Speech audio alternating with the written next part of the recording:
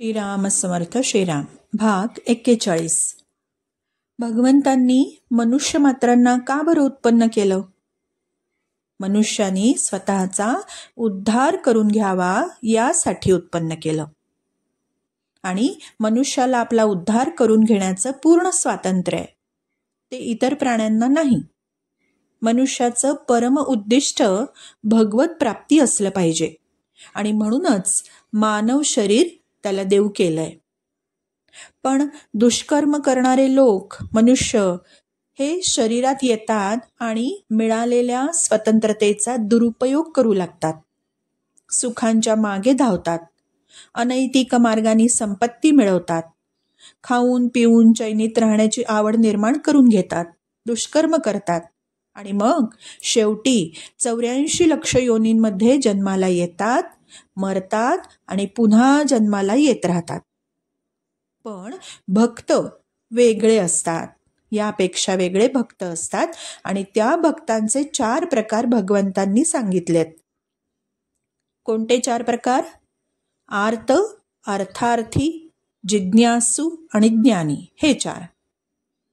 ज्यांना धन कमावण्याची इच्छा असते ते धन कमावण्यासाठी अनेक प्रयत्न करतात आणि धन मिळू दे म्हणून भगवंताचं स्मरण करतात. असं धनाच्या अभिलाषेने जे भगवंताचं स्मरण करतात ते अर्थार्थी, म्हणजे मुख्य इच्छा धन कमावणे.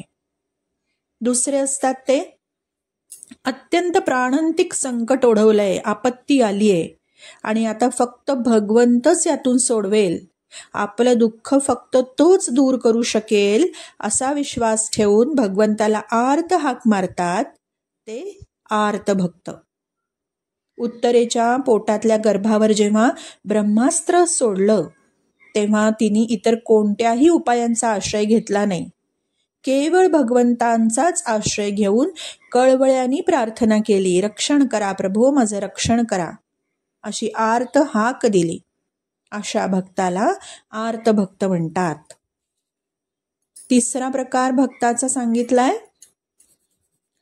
ज्यांना भगवत तत्व जाणून घेण्याची जिज्ञासा असते.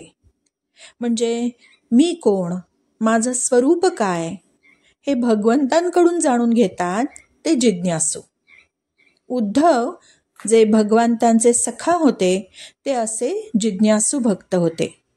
आणि मग भगवंतांनी स्वतः त्यांना दिव्य ज्ञानाचा उपदेश दिला आणि तोच उद्धव गीता या नावाने प्रसिद्ध आहे.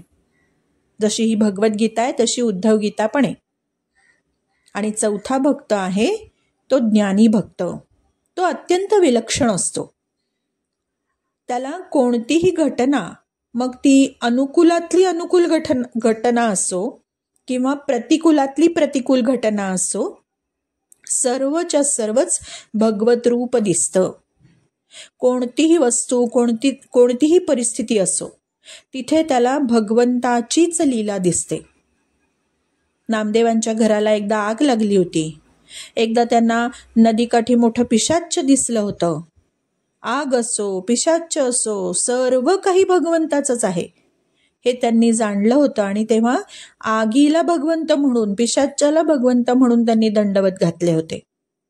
अशा भक्ताला, अशा ज्ञानी भक्ताला स्वतःहून कोणतीही इच्छा उत्पन्न होत नाही. जी भगवंताची इच्छा तीच त्यांची इच्छा. ते सदैव भगवंतांच्याच प्रेमामध्ये रंगलेले असतात. असे हे 4 प्रकारचे भक्त: आर्त, अर्थार्थी, जिज्ञासू आणि ज्ञानी. श्रीराम समर्थ श्रीराम.